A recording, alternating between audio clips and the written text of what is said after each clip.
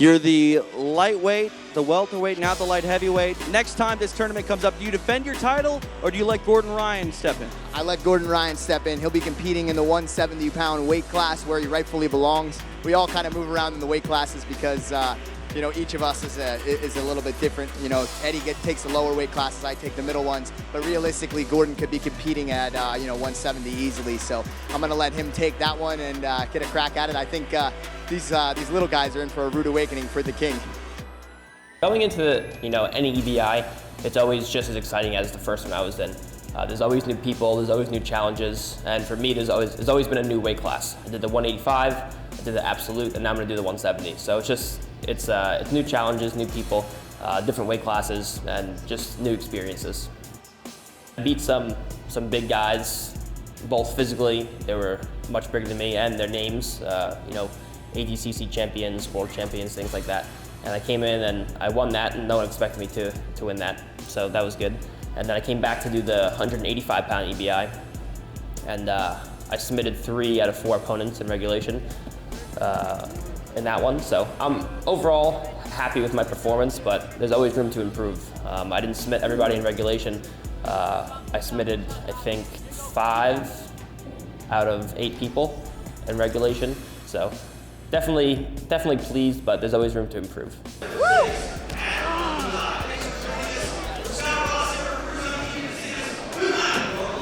So me and Gary have talked about who's going to do the 170-pound EBI. Normally he does the 170-pound EBI, but since I got cut before the 205 one, he did that one. And since he won that one, we decided that I was going to take his spot in the 170-pound one. Now, once I do this one, we'll switch back. I'll go back to the 205, he'll go back to 170, and everything will be back to normal. But this was solely dependent on him winning the 205, so he let me take his spot in this one.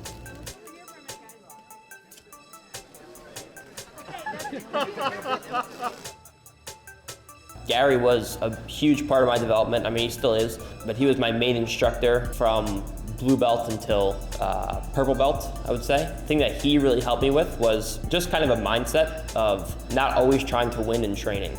Most people, you know, they think to compete well and to win competitively, they have to train competitively. I mean, which is true to a certain extent, but most people train to not get put in bad positions. And then when they get put in bad positions, they have no idea how to escape. So the thing that I think Gary has helped me most with is just showing me the importance of always putting yourself in the worst spots possible and trying to escape.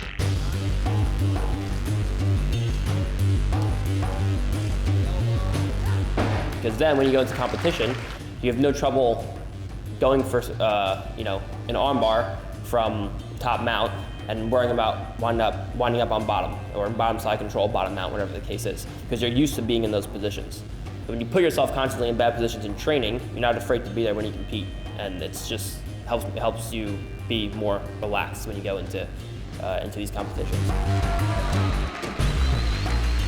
Let's dominate the knuckle line.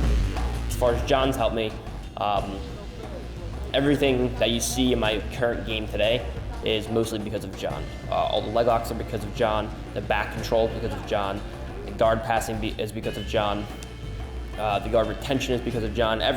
Mostly everything that you see today in my game as far as attacks go is because of John.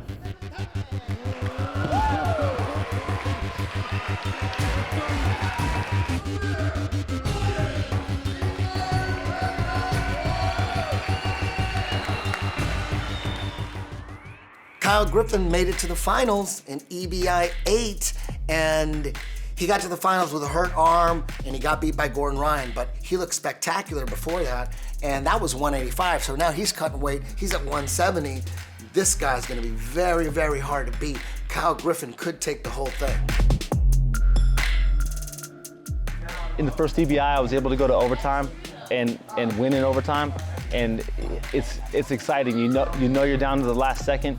You know someone's gonna win or lose, and you know you're just one mistake or one scramble away from winning or losing, and it's the most fun I've ever had competing. Since EBI 8, I've changed my training up a little bit. I'm full-time at Jiu-jitsu.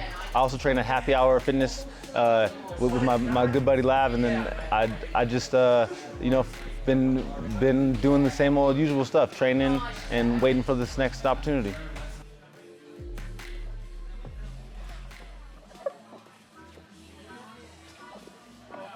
Oh yeah! Oh yeah! Oh yeah!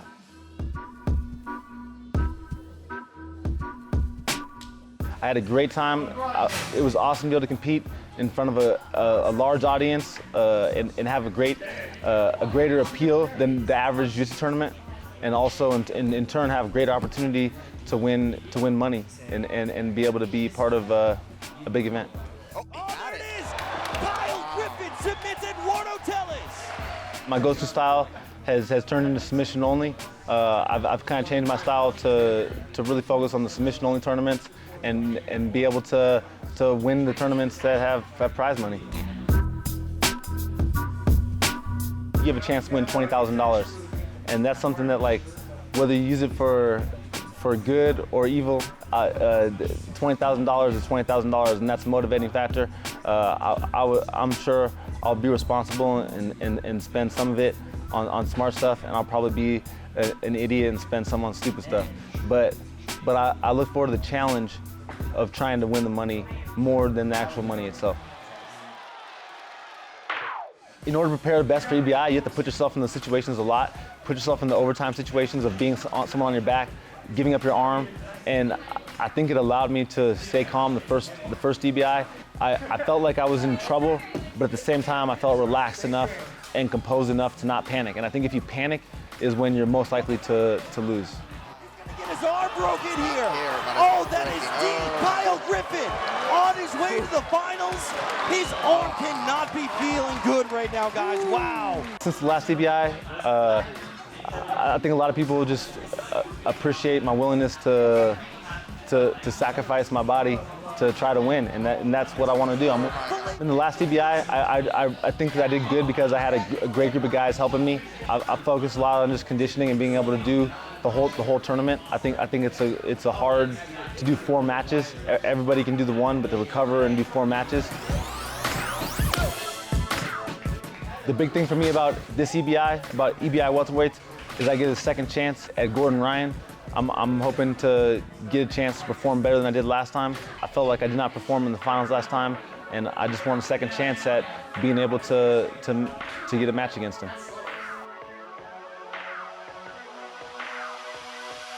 A staple in the Southeast sub-only movement, Vagner Rocha makes his debut at EBI. Yeah, I've done everything under the sun, I believe. You know, from in jiu-jitsu to mixed martial arts.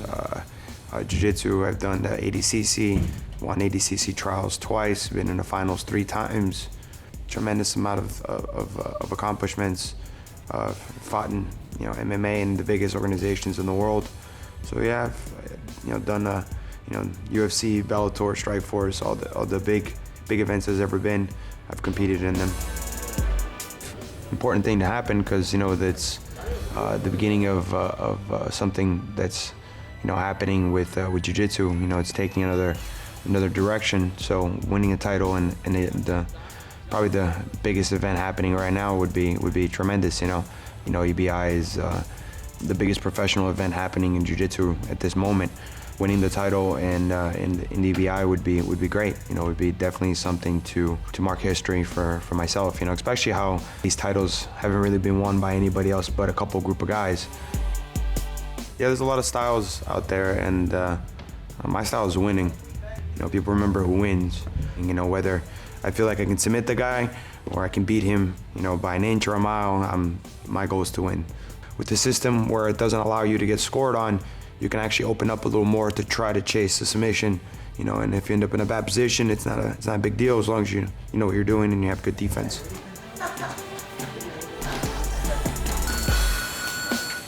Jiu-jitsu is my day-to-day, my everything almost. I make a living off jiu-jitsu, I make a living off training.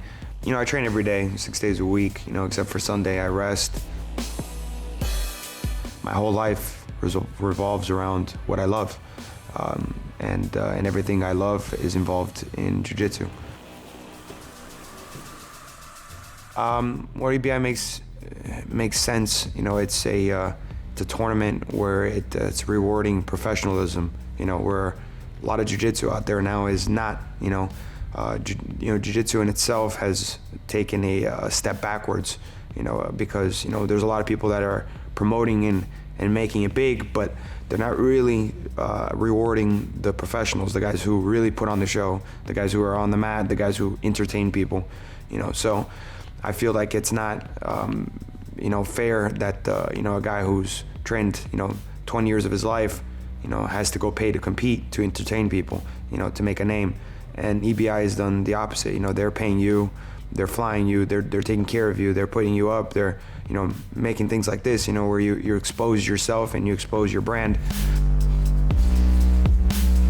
I enjoy every day. I enjoy every day coming in, getting my training in, hanging out with my friends, getting a workout, teaching kids. I really enjoy, I love what I do. So I think hasn't really been a drag, it's not like I have to go hit a 9 to 5, to punch in to a clock, it's easy. It's an easy day, I get to wake up and say, oh, I get to go do what I love.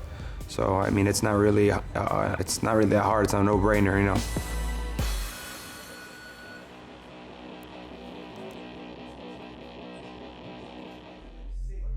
Returning to represent 10th Planet at the welterweight division is 10th Planet San Diego's Richie Boogeyman Martinez.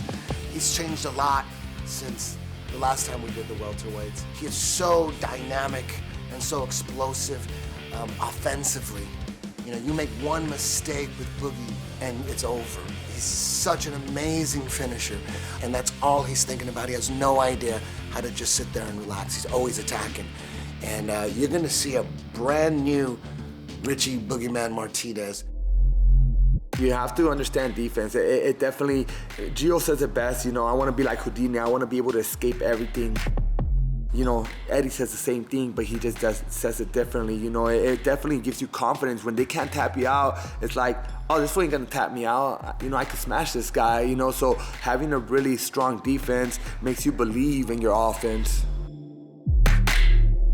And I attack every position. I work a lot of passing, I work a lot of leg locks, offense, defense, Kimuras, anything you think of, overtime rules.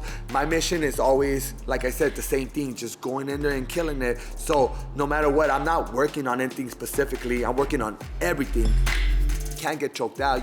You have to be aware of them submitting you as well, but for the most part it's an offensive type of style. I'm always trying to be exciting and I'm trying to just always blow it up. Being on deck at EBI, it's exciting and nerve-wracking, but I also feel like unstoppable. When I'm in there, I'm fearless. Knowing that I'm up next, it's just kind of that fire in me, it's just coming out slowly and it's just building up. As the moments go, as the seconds go, I'm just getting more excited and just more hyped up. Battle mentality that I go against anybody no matter what, and I'm fearless when I'm going in there. The showmanship of being on the stage and just want to feel the crowd's energy, that's what I bring from breakdancing.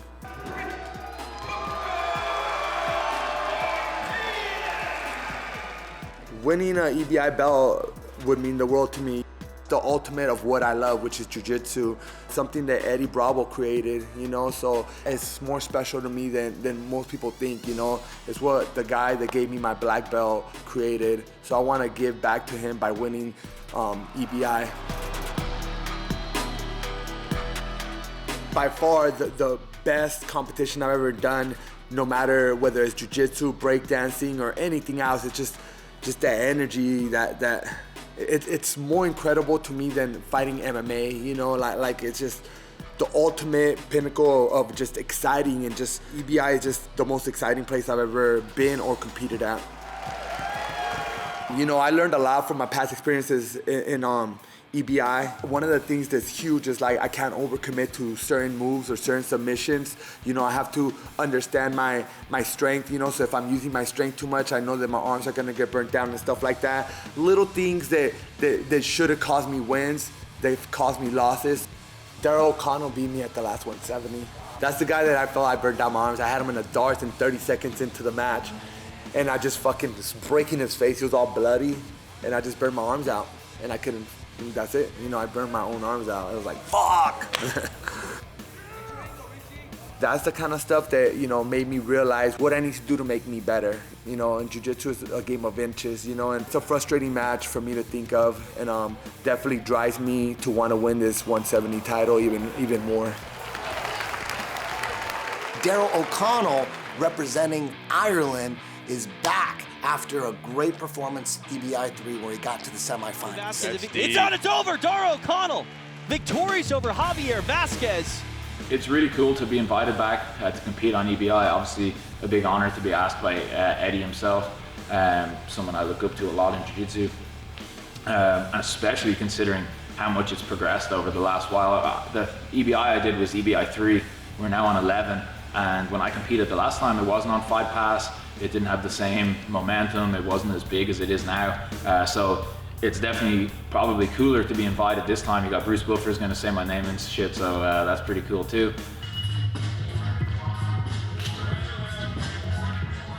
I'm a Brazilian Jiu-Jitsu black belt under Saulo Ribeiro. I've been training for 10 years. 2017 will be my 11th year training. I train out of Dublin, Ireland, at my own academy, East Coast Jiu-Jitsu Academy.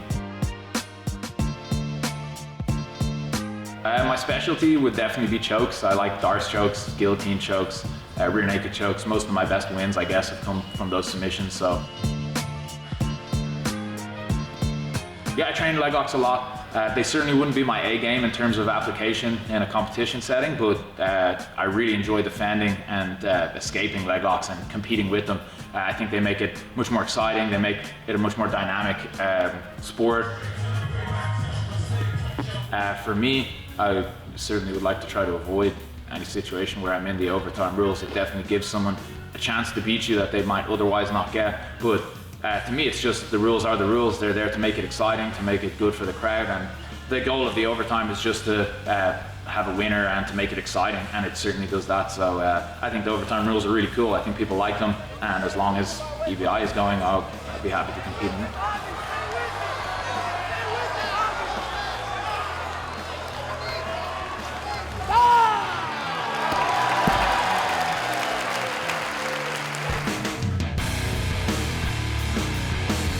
Give me an easy run to the finals and, you know, take the title and all the money, but it wouldn't really mean too much to me without getting to fight the best people possible. So that's mostly what it's about for me, is personal growth and trying to gain experience to pass on to my students, really just to try gain experience to pass on to them for their grappling careers and their ability to be far better than I ever could be. So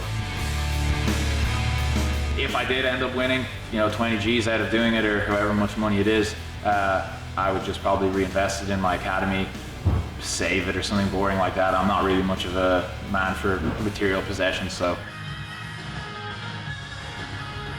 10 minutes, no points, with all submissions allowed really is an interesting rule set to me. Definitely favors the type of jiu-jitsu I like to watch, or the type of jiu-jitsu I like to apply. So I really enjoy the rules, and obviously the opportunity to compete on such a big platform against such high quality opposition is of a lot of interest to me, really.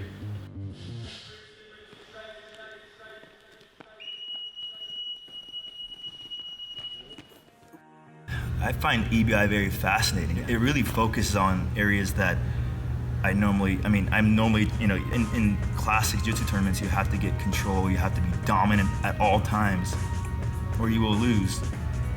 But EBI, you can relax, you can take more chances. It focuses on your objective, which is the submission, and that has been lost in these very point-oriented tournaments. Fairly versed. I like arm bars, I like triangles, I like kimuras, I like chokes. But the path of least resistance are the legs, so I like them all.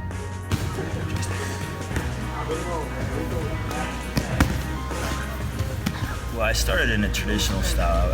I trained with the gi, and it was a very traditional upbringing. But then I met Uriah Faber, and through him, I got introduced to many different wrestlers, high-level wrestlers. So I would, if I had to summarize my style, I would say a hybrid wrestling no gi style.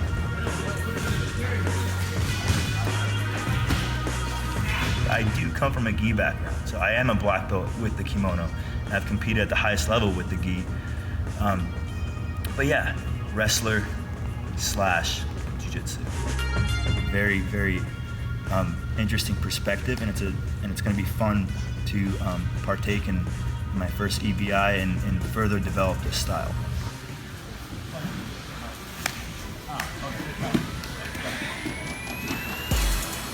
I don't want to call it old school, but I think it goes back to the gentle arts, the original premise, and I think that's awesome. And it doesn't necessarily favor the athlete.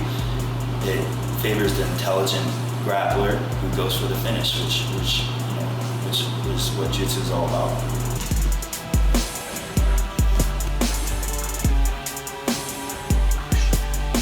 I've never had my back taken ever in a tournament. Ever. I've never had my back taken, so it proposes some new challenges. I had to take a step back and be like, all right, let's put somebody on my back. So it is new for me, but it's going to help me evolve, and I feel like in the bigger picture of things, it's gonna make me a better grappler. But yeah, it's awesome. I think the format makes it very fast-paced, makes it very submission-oriented, and also the overtime puts you in a very dangerous position where a lot of good grapplers don't ever see themselves in, so you have to methodically and systematically put yourself there in order to do a tournament like this. So it's dangerous, and I think it's going to be very entertaining for the people that are watching. Jean-Paul Lebosnoyani has been dominating the Gracie Worlds and the Gracie National Circuit for years. 15 and 16, tapping out black belts on the regular. This guy's a super athlete.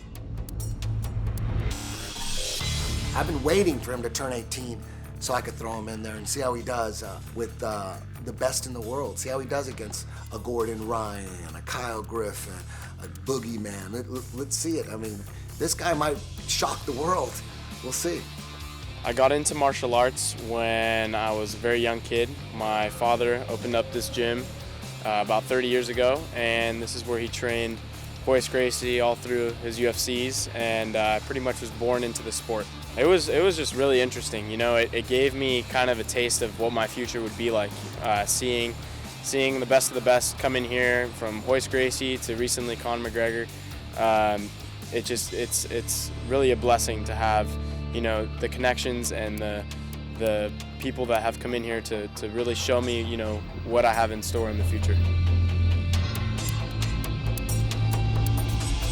Jiu-jitsu and Hapkido. Those were my first martial arts that I learned at a very young age. I was doing arm bars when I was 3 years old, and I'm still doing them now.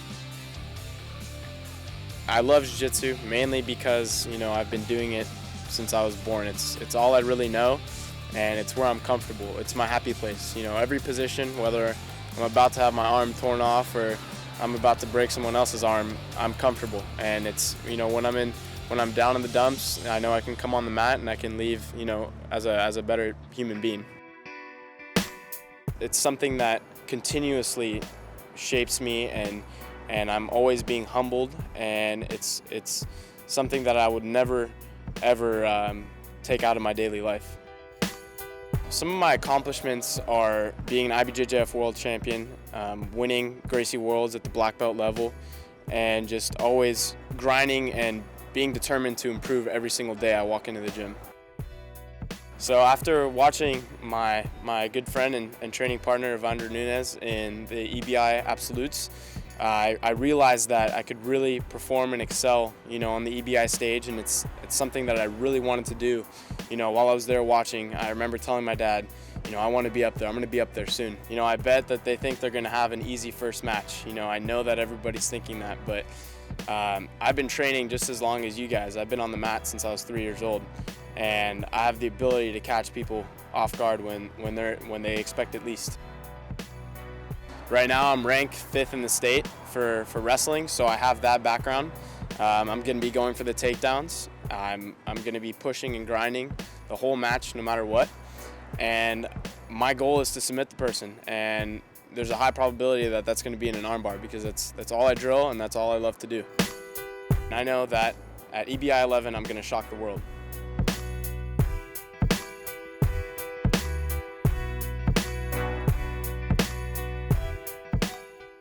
It's changing overall. The sub-only game is growing and growing.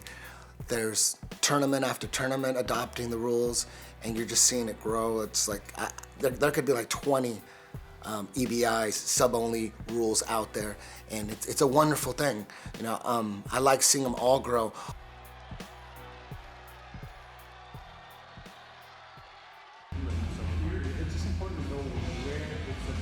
I love submissions. I love just the act of jiu-jitsu. I have zero stall in my game, so this is the perfect rule set for me.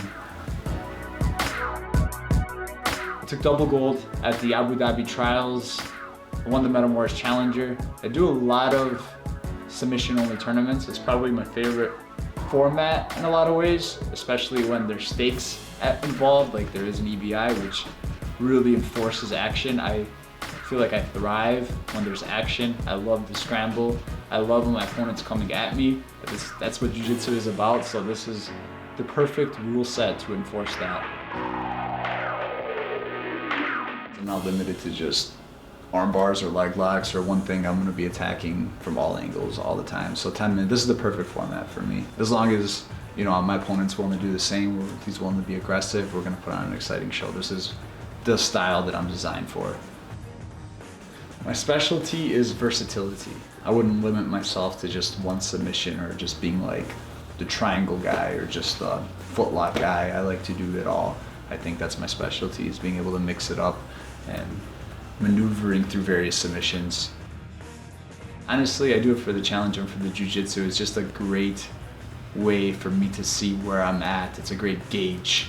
That being said, I'm definitely in this to win it. I'm not here just to participate.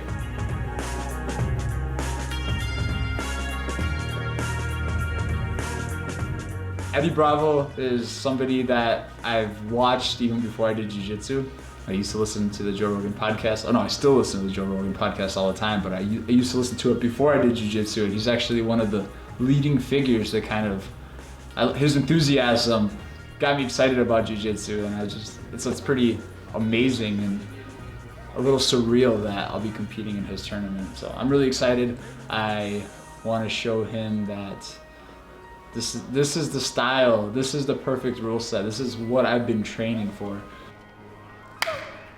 I love the idea of not having to worry about points. Like there's no risk for me swinging submissions at my opponent. I don't have to worry about them scoring points and again stalling me out, which is something that quite often happens in other tournaments. I feel like winning the EBI welterweight title would open a lot of doors for me, especially clubs in Vegas. Hakkasan, Encore, Light.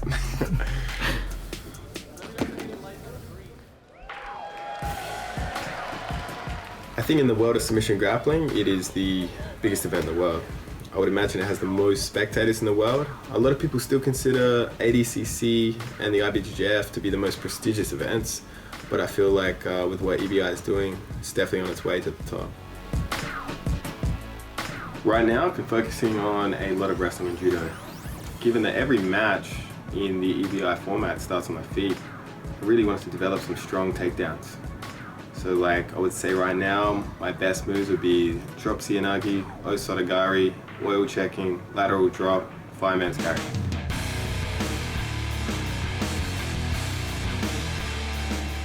I started training in Adelaide about 10 years ago. My coach at the time was a white or blue belt. Things were really different back then. Since then, in the last few years, I've moved to probably the best competition school in Australia under Lachlan Giles. I train with guys like Kit Dale, Ben Hodgkinson. We've got some really good guys at this team. Our female team, we've got like 5 world champions.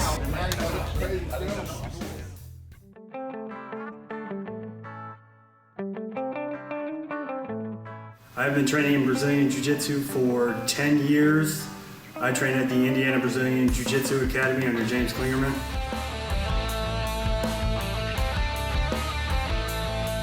My style of Jiu-Jitsu would be If I had to classify it, probably traditional Brazilian Jiu-Jitsu. Take the fight to the ground, control, dominate the position, effectively attack without being attacked, and look to end the fight with some kind of submission, whether it's an arm lock, leg lock, or a choke. My specialty is triangle chokes. I try to avoid leg locks, especially as I get up there in rank. More and more people are going for them, so you have to be aware of them and you have to know them and the intricate details of those, just like any other submission. It's a great opportunity to get my name out there. I think it's great for the sport, and I really like the overtime. I think that's what separates it from a lot of other submission-only tournaments where it usually ends in a draw. The only thing worse than a 20-minute match is one that doesn't end with a winner. As far as future opportunities, as well as just a title. It's one of the biggest tournaments in the world right now, and it would mean a lot.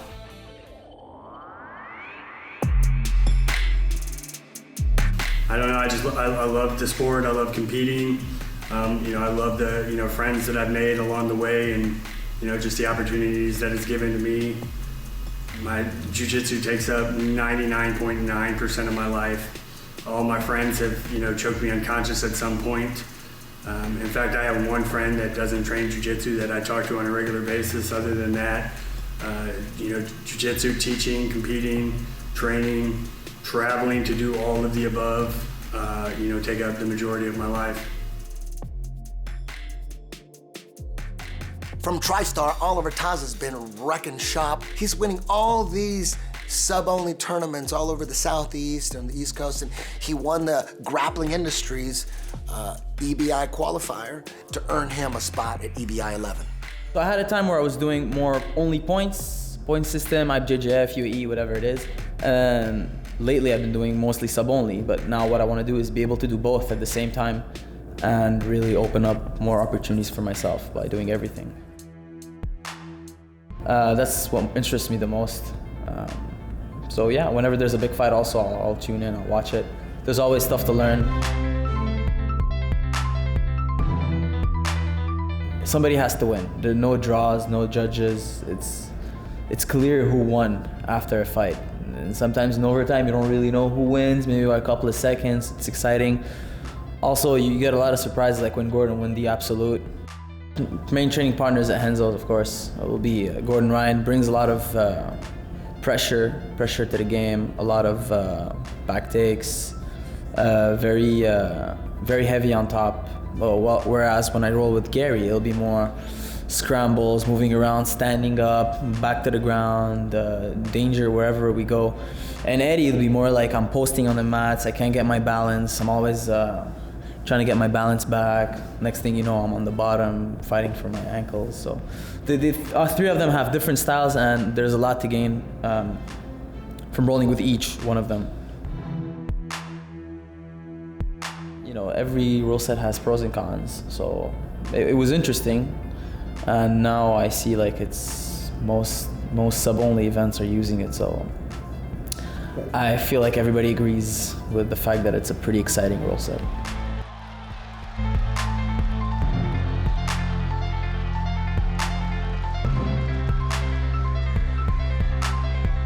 God damn it, is this gonna be awesome today or what? Most EBI competitors are invited by me personally. My 10th Planet soldiers that are competing in EBI, they have to qualify. I have a 10th Planet qualifying tournament, 10PQ, a month before every EBI, and that's how I find the absolute best guy. Who ends up at the top, like your win, boom.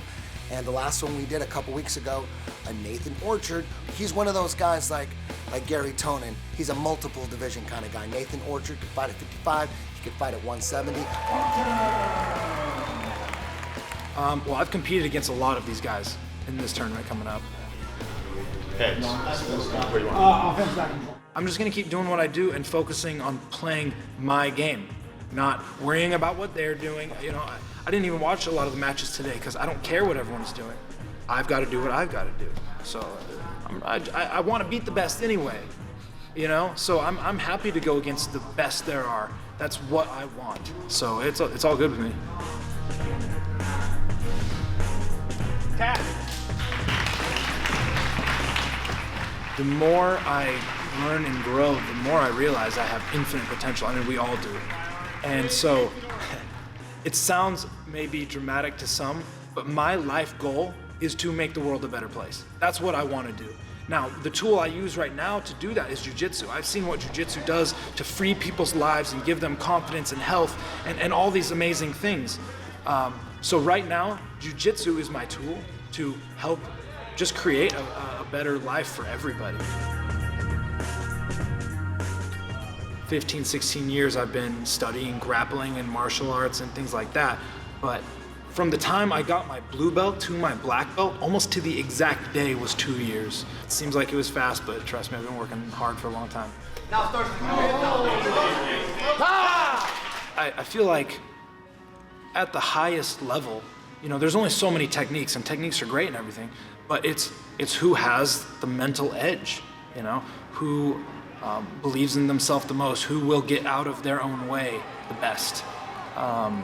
I definitely think that is a massive tool in being a top-level competitor. If you're not mentally strong or, you know, have your game worked out, man, I mean, you're not going to go very far if you're not mentally put together, you know.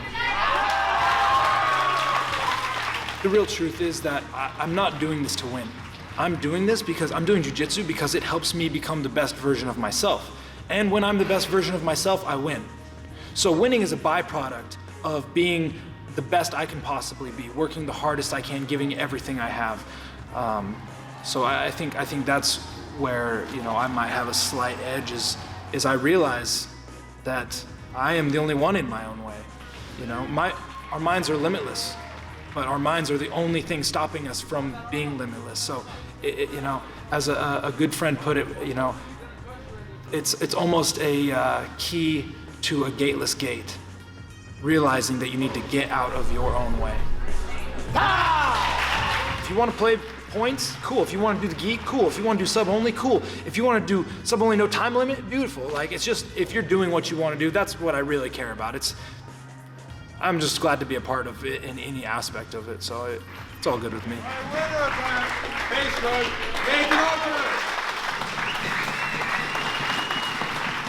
The closer we are to death, the more alive we feel, right? And going against all these savages, I feel very close to death. So I take the time during my match to be thankful to be so alive. So alive, experiencing something so intense and so real. Since EBI's inception, I've heard of this Joe Baize, and people would send me messages about Joe Baize, look into him, he's really good at leg locks, and the modern leg lock game was exploding. I heard about Joe Baize, I just didn't know how to get a hold of him, but he's from a real small town, he's like a coal miner. He's just this leg lock expert coal miner, so I brought him in, and he did the 185 show. He had a good performance, but his true weight is 170, and I told him I would bring him back at 170. He's gotta be in the best shape of his life.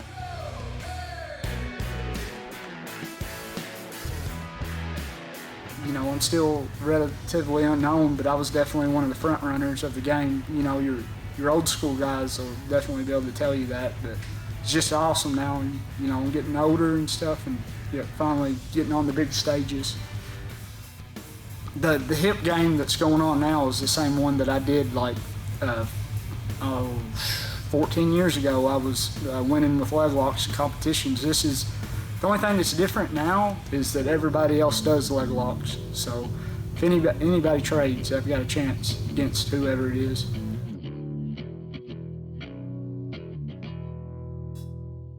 Like, I've run into so many problems in the past, like coming up, because, you know, it's not an excuse or anything, but I work a full-time job and I just can't go compete at a lot of these tournaments and stuff.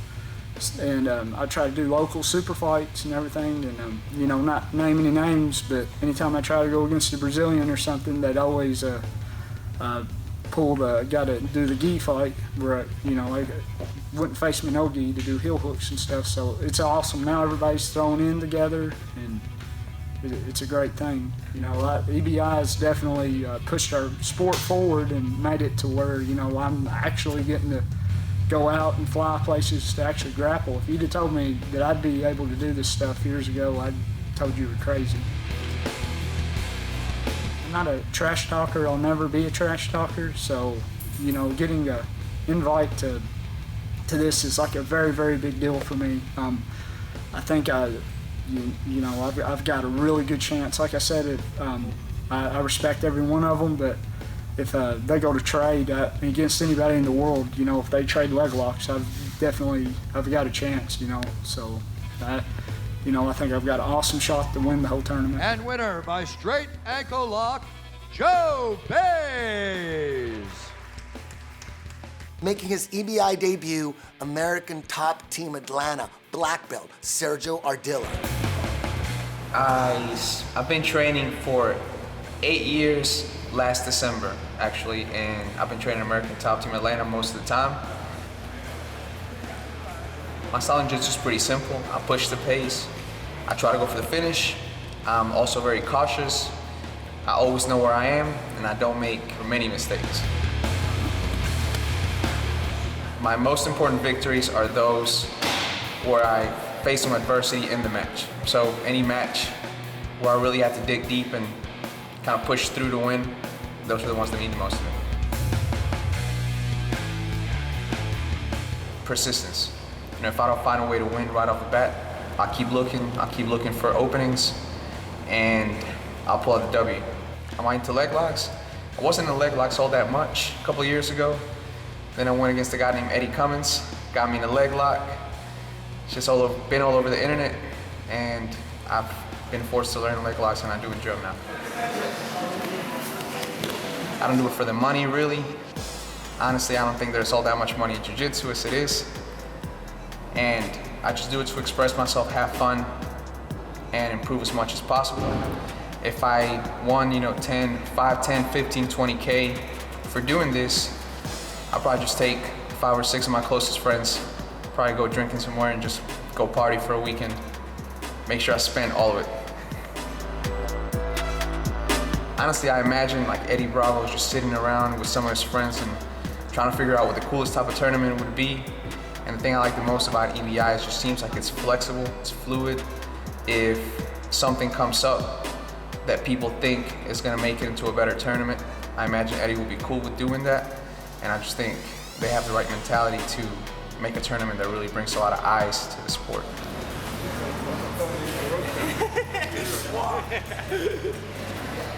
Jiu-jitsu is fun. That's bottom line, that's the reason why I do it. If I didn't enjoy it, I wouldn't do it. I enjoy it every single time that I'm on the mats, whether it's at practice or at a competition. The entire time I'm having fun, I'm not thinking about anything else. It helps me relieve stress. It's healthy, and yeah, I love it. I will be amongst the best people in jiu-jitsu right now at the 170 pounds. So yeah, real cool to have.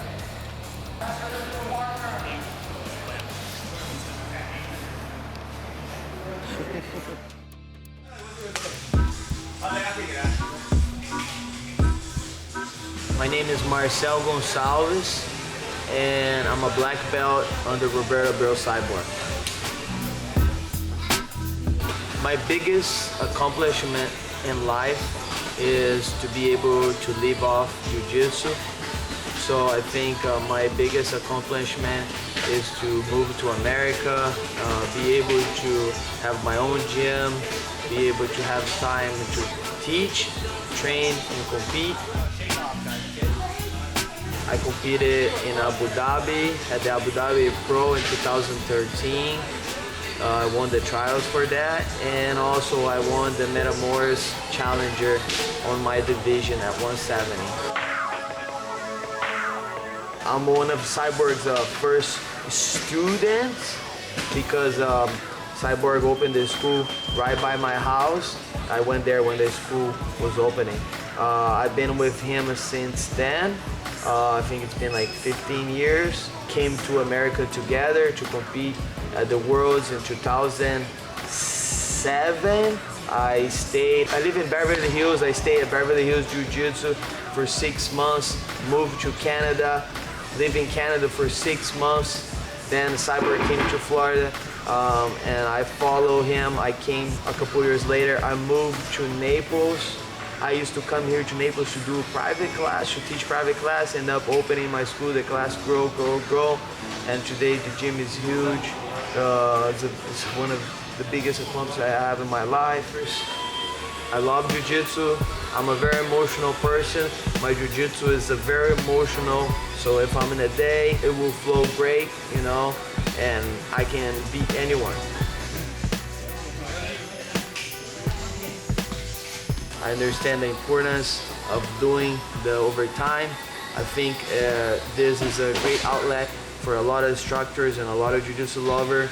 I can't imagine how many people haven't been training those specifics on back and arm bar. So this is very positive for Jiu-Jitsu. I support 100%.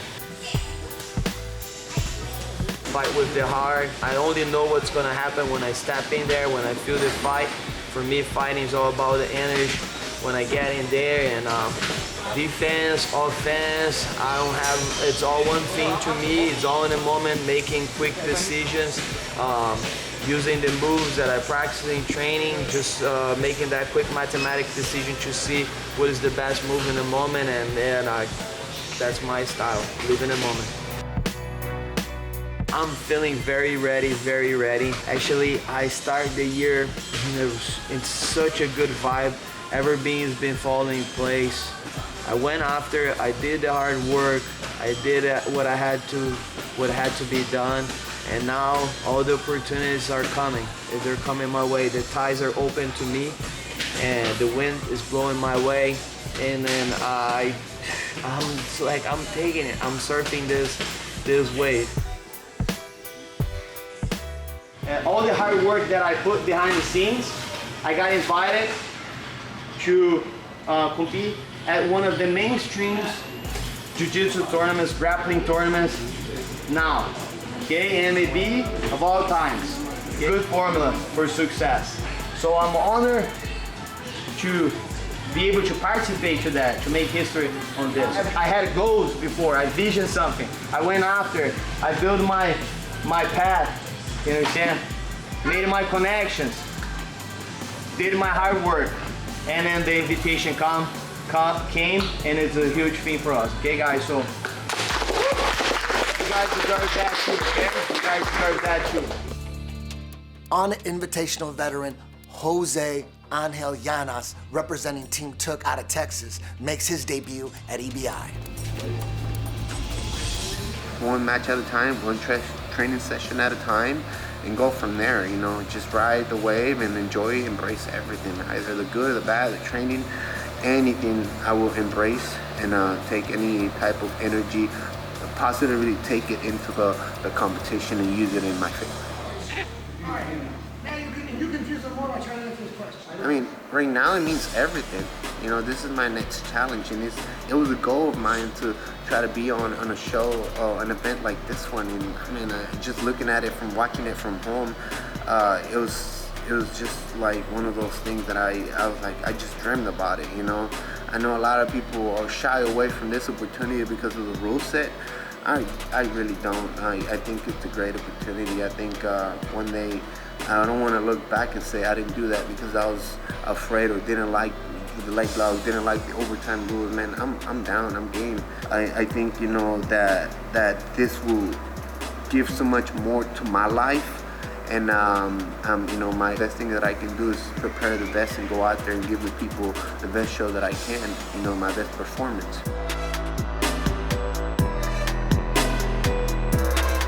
Advantage is the fact that they don't know much about me, and people can maybe, you know, underestimate me, but winning the title would mean everything, open up so much opportunities, and you know, obviously it would give me the opportunity to go back to EBI, but it's a rough one. You know, you got to take it one match at a time. You got to visualize, and I do see myself going out there giving my all, and, you know, being a handful for anyone. Just what I have, it's just my lifestyle, this is what I chose. and I wanted to dedicate myself 100% into jiu-jitsu. Made best guy win, but I think that's what talks a lot about certain individuals who are willing to put themselves in the spot like that and get out of the comfort zone. I think that's what jiu-jitsu is all about. You know, we start with the kids and build up confidence. They get out of their comfort zone and they become a different animal on the mat. I think that's what it is. Once I do EBI, I have done tournaments in this style of brackets, or this rule set with overtime rules like this.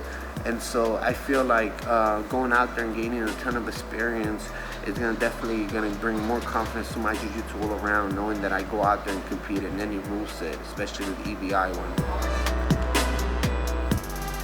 It takes a lot, especially with an opportunity like EBI right now. I'm dedicating myself, my mindset 24/7. It's kind of, I watched an interview of Gordon Ryan where he said that he went in there, you know, where people expecting him to lose. He's not the favorite, and that's how I see it. You know what I mean? And I respect that. You know, it's really cool. It really shows the desire that he had to train, go out there and prove everyone wrong, and that's what I'm looking forward to doing at EBI 11.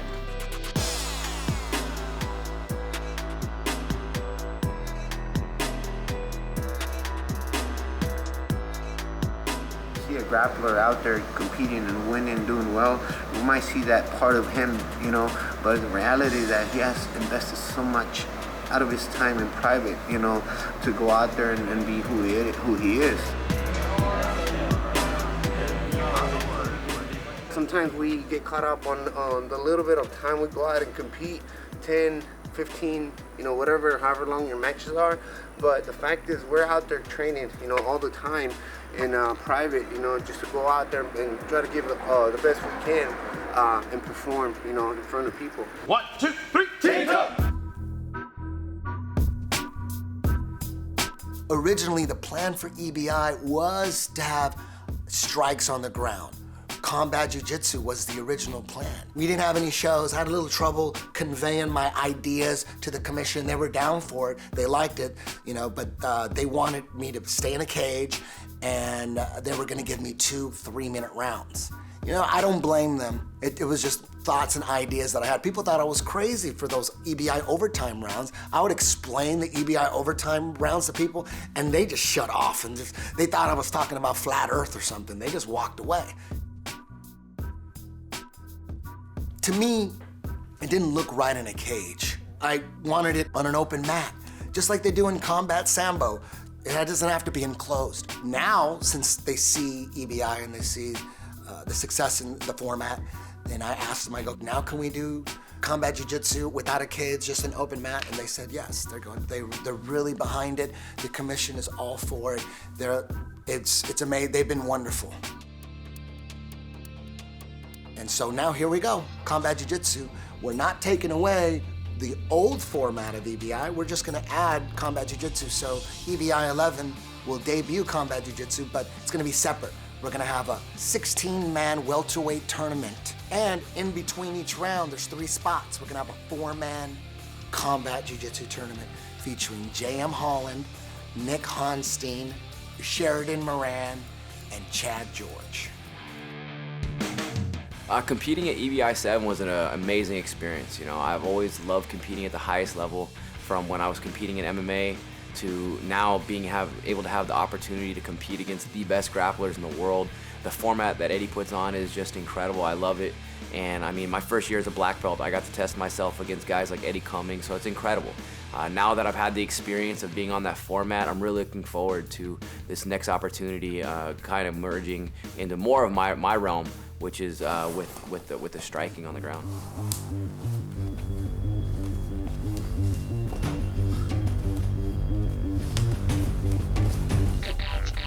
I'm really excited about the new rule set for EBI because coming from an MMA background, I've done ground and pound for the last 12 years of my career. It's a whole new facet that comes to jiu-jitsu. A lot of us have always said, well, he can't do that stuff if there's striking involved. Let's see it happen with striking. And now we get to really see how that's going to play out. We're going to see if these leg lock guys can really go for the leg locks when somebody's still striking them. Let's really see how good jiu-jitsu works against a guy who has amazing jiu-jitsu but can also keep the pressure and punch you in the face a little bit. I think my strengths go in my ability to deal with pressure on the ground, whether it's striking or people aggressively coming out attacks. You know, I've been doing it for years. Something I've really prided myself with is the way I keep pressure with my wrestling game, my position game, and my ground and pound's always been one of my best parts of my game throughout my entire career. So now I get to really use it on the elite level of Brazilian Jiu-Jitsu. So it's an incredible opportunity to be a part of, and I can't wait to let myself shine out there. You know what? I know what I'm getting myself into. I don't know if they do. You know, I've talked to people all the time and everybody calls it slap fighting. You know, oh, you get to slap them around a little bit. Listen, if we get on the ground and I get in one of the positions that I'm very dominant in, trust me, I can go for submissions, but I get a little excited in positions and I don't go for the submission. I'm gonna try to finish you from that spot. And if people think you can't get finished with open hand strikes, give me a chance and watch what's gonna happen. Mount and three-quarter mount with palm strikes, it's gonna open up the submission more. It's really not gonna be, there's gonna be a TKO every now and then, maybe a knockout. Overall, you're just gonna see a faster pace match and you're gonna see more openings with the palm strikes. Watch his chokes, watch his chokes. Cool. I get to take people down, slam people, and choke people. Like, this is the greatest thing ever. So I fell in love back then, and I worked my way into MMA, and I did that professionally for years. And then I worked my way into competing at the highest level of jiu-jitsu. I think jiu-jitsu has become much more than just a sport. Jiu-jitsu really is a way of life. You know, a lot of people say that, but I think it takes a lot of investigating and a lot of self-discovery to understand what that means. And to me, jiu-jitsu really is life. It's the way you approach everything. Everything in life becomes a journey of how you're gonna overcome obstacles, how you're gonna deal with things you don't understand, how you're gonna grow from things as it's thrown in front of you. And so everything in life to me really has become about jiu-jitsu. And the more I study jiu-jitsu and the more I train it, the more I just understand how much more there is for me to learn. And it's the journey that makes everything exciting for me, and to pass on that to my students. And they learn from me just as much as I learn from them. So the idea of jiu-jitsu being a part of my life, it's from the moment I wake up to the moment I go to bed. In those situations, sometimes people are gonna get hurt, and I don't know. We'll see what happens. It should be, based on common sense, the best style to prepare you for a career in MMA. And it's also for guys like Nick Honstein, who already had an MMA career, and now they're retired, and maybe there's just too much damage with all the Muay Thai, but they love jiu-jitsu and they still want to grapple. This is a way he can still compete without having to worry about getting head kicked in the face. I started grappling, I suppose, 20 years ago. Started with just folk style wrestling all throughout grade school, junior high, high school, and then right in college, I suppose, I got into jiu-jitsu, but realistically, it was more like catch wrestling. We were just wrestling in garages and kind of watching stuff off the internet. And then about 10 years ago, I got into jiu-jitsu and started wearing a gi and actually going through the ranking. And so yeah, it's been a long journey, and I use all those different styles still.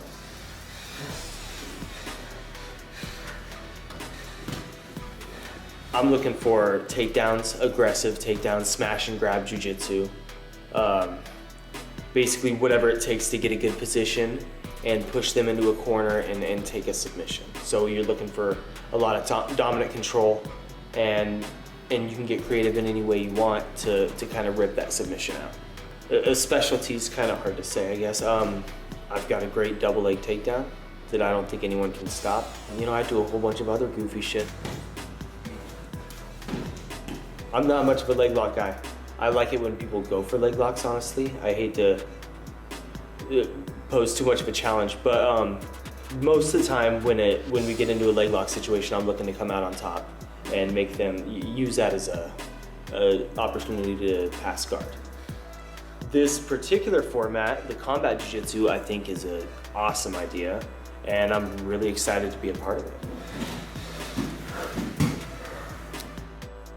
the schedule always changes, but one thing for sure with me is that jiu-jitsu is just a part of your life. If you do it, you do it. And I've always known, I knew a decade ago that I knew nothing, but I knew someday I'd be a black belt. And I know that, you know, now that I am a black belt, I know that I have so much more to learn. I'm still a beginner. And I as much as I train, I just keep figuring out new stuff and keep realizing that it's a long journey. Well, combat jiu-jitsu looks and feels a lot the same like jiu-jitsu, but it is gonna be different. A lot of things are gonna be different. Guys are gonna possibly abuse their privilege to hit, and it's gonna get them into trouble. The entire dynamic changes when we start hitting each other. So I'm excited, and I'm also really excited to see if these guys have the mustard to really take some smacks across the face and see what changes in the whole game, because some submissions are going to be hard to get until my knee's on your stomach and I start slapping you in the face, and then I'm going to rip off that arm. It's going to happen. So I'm excited. I'm excited for that. I'm excited to see if these guys can handle it. I mean, to be a part of the first EBI combat tournament, maybe it sounds really cliche and like braggadocious, but it makes me feel like Hoist Gracie in the first UFC. Like it's a huge deal. Maybe it's not a huge deal now, but 20 years from now, this could be a huge deal. Maybe this is a great, huge new thing that people are gonna start doing. And I'll get to be the first to smack the shit out of these guys on the debut night. So it's a way of developing your jiu-jitsu in a more realistic way. It's not MMA. There's no elbows, there's no knees, there's no kicks. Palm strike, just open palm strikes. We brought in the palm strikes not to add TKOs to the show. I brought in palm strikes to make your jiu-jitsu a little more realistic. That's it. We're not trying to knock anybody out. Yeah, I'm not at all worried about it. I'm gonna play my game, man, and just work it. My game works. I know it works. I'm not anyone special. I'm not some crazy hyped guy that everyone knows. I'm some guy from Bethlehem, Pennsylvania, and I realize that. But I realize that I have fought tough guys. I believe in myself. I believe in my technique. I believe in Eddie.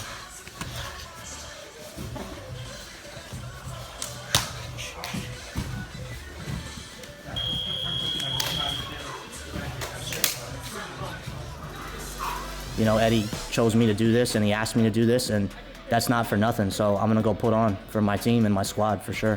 I'm not really worried about it. As far as my background in EBI, I watched the first two, studied them pretty intricately, obviously, and Eddie gave us a call. We were in the third one with Grace. I'm half of Grace Gundram's coaching team. That's my big claim to fame. So obviously that was like one of the biggest moments of my entire life, coaching Grace in EBI 3. That was such an insane moment in my life, and I mean, she went on to kill it. She's the only kid that won all her fights by submission. She's the only one that didn't lose. She's 6, so she kind of blew us up and got our name out there big time, a little 12-year-old girl. I think EBI is working as a tournament just like our school's working as our school. Like, it's all about how you roll in the gym. Everyone falls in love with jiu-jitsu because of slap hands and you go and you get tapped and you start again. It's about the kill. It's about the finish. Finishing triangles is George. How are you?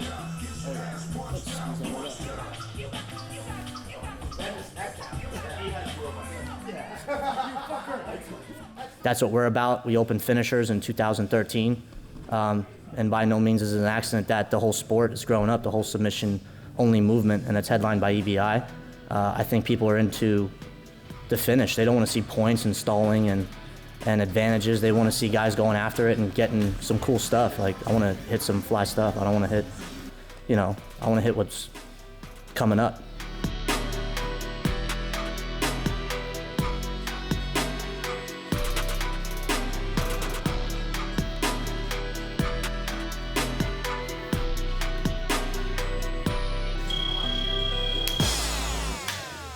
I mean, the way I train is this. Like I said, like MMA jiu-jitsu for when you're getting hit. So it really don't have to change that much as far as the thing. We do practice EBI overtimes. We do practice defense and all these things. Like, so I don't have to change much.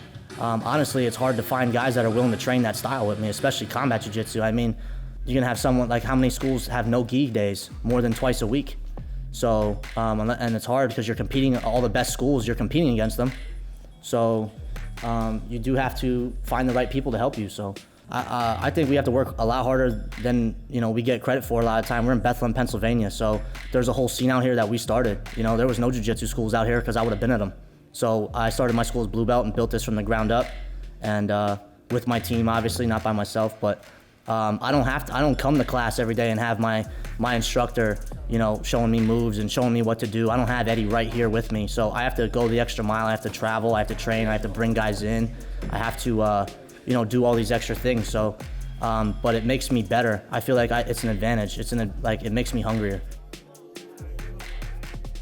Winning an EBI strap and bringing that back to my team and showing my family what I've been wasting my 20s on would be pretty cool. I just want the respect. I want to be someone that, win or lose, I want someone knowing that, if my name comes up, you'll be like, hey man, you threw down, and you did your thing. So I want to go, and show my students that, I'm not just telling you what works, I'm showing you, I'm gonna lead the way,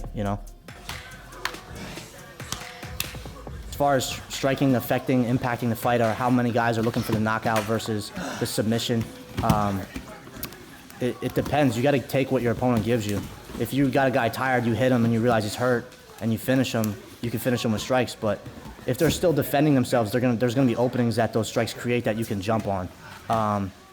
So it's a give and take. There's certain positions that you're gonna get to where you can hit someone hard and you can knock them out. There's positions that if you hit them, you're gonna put yourself in danger of being submitted. So you can't just recklessly hit the guy. I mean, I hope I'm not telling anyone anything they don't already know. But I think if anyone, I think the guys in the tournament know when they can hit someone and when they can't. But if the knockout's there, I'm gonna take it 100%. I'm gonna go for it. I think this is an opportunity I'm not gonna waste. I have no expectations going in this tournament. I want to get in there and get respect for my jiu-jitsu and for my team. I don't even think about when I know I can do it. I know I can train. I'm training to the best of my ability. I'm gonna be as ready as possible. This is something my whole life has been leading up to. I feel like when Eddie texted me and said, do you want to be in this? I didn't even hesitate for a second. Winning it would be a dream come true, obviously, but I have no pressure on me to win. No one even knows who I am. I'm some bum from Bethlehem, so I'm just gonna go out there and throw down and see what happens. If I catch somebody, I catch somebody. If I knock somebody out, great. But I'm just going in there and trying to represent the best I possibly can. In combat jiu-jitsu, if you let someone mount you, you're gonna get beat up, and you're gonna get finished probably. I mean, if you're gonna get beat up, you're gonna turn your back. There's arms, there's necks, there's transitions that are there that you can go to. That's gonna be ending the fight. There's positions passing wise. There's positions guard play wise that you can't hang out and play. You have to go. So it's going to be a lot faster pace. I feel like it's going to change the pace of the fight. 10 minutes is a long time to be hitting somebody and scrapping with somebody. So it's going to change a lot of things.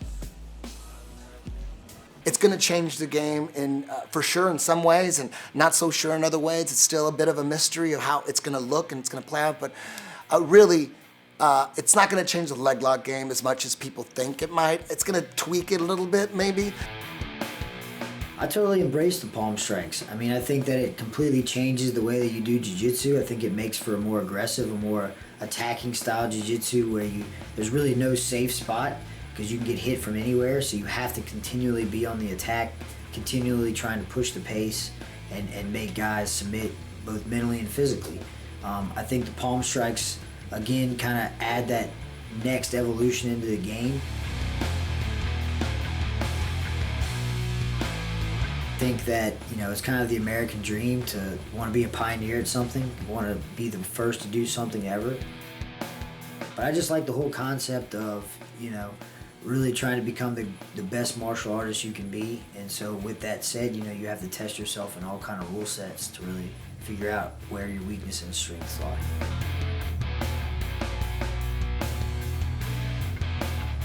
You're going to expect to see a lot of heavy hands, a lot of aggressive attacks, and continually hunting for that submission until the very end. Originally, I'm from Lafayette, Louisiana, and then I moved back down to Baton Rouge after college and started training jiu-jitsu while I was coaching a high school wrestling team. I then moved to New Orleans, Louisiana, and continued training at Mid-City MMA. And I've been doing jiu-jitsu and sambo and coaching wrestling and competing in MMA ever since. I think the jiu-jitsu scene has grown a lot over the last 5 or 10 years. We have our first black belt under Tim Crater, and I think it's grown a lot ever since then. We've been able to see a lot of growth in jiu-jitsu in the local scene, and hopefully sending some of these jiu-jitsu fighters out to the bigger shows like EBI and the IBJJFs. I've had several MMA fights already, plus years of wrestling experience and jiu-jitsu experience.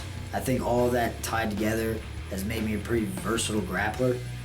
I think that the way that I train now and the way that I've trained for my MMA fights is not that much different. We try to tie in a lot of these concepts in already with the open palm strikes and the positioning. They make for a more aggressive style of jiu-jitsu. I think they make for a style that continually opens up positions and allows for the submission to be more open. I think that my training partners like Tan Lee and Carlos Vera, they've kind of helped me scientifically look at how we're gonna approach this style matchup. And I think that the way that I've trained almost all my life, it kind of goes well with the way that I already grapple. So adding these palm strikes is only gonna just make my grappling that more versatile. And I think that you're gonna see a kind of unique style set when I step on the mat.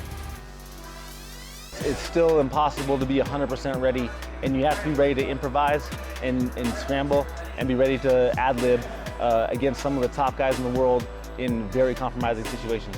Running an academy, teaching, training, competing, I wouldn't know what to do at Jiu-Jitsu. Essentially, it's everything that I do from the minute I wake up till the minute I go to sleep. I did the 185, I did the absolute, and now I'm gonna do the 170. So it's new challenges, new people, different weight classes, and just new experiences. I can go 20 minutes with a guy. I can go 30 minutes with a guy without, easing up, without getting tired. This 170 and 170 is my world, and I feel that I'm gonna get that title no matter who's in my way.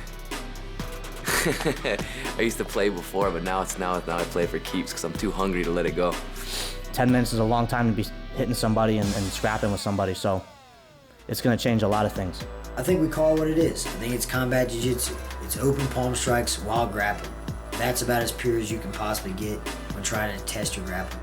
It's not just one match. It's not just a tournament where you can run the clock and win on points. This is a style tournament where you're in danger of getting finished, or you can finish your opponent any time.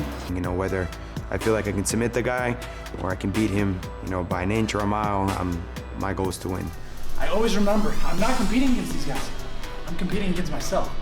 That's it. I told myself during every match, get out of your own way. Get out of your own way. Our mind is limitless, right? And that's the only thing that's holding us back is our mind. So get out of your own way and succeed.